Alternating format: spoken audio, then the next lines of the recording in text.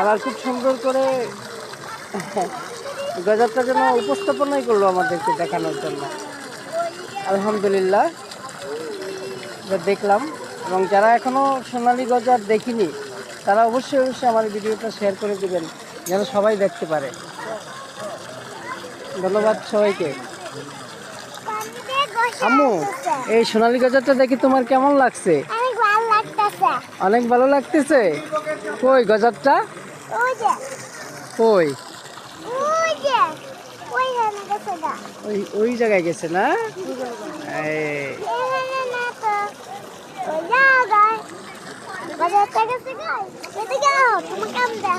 হ্যাঁ, কই?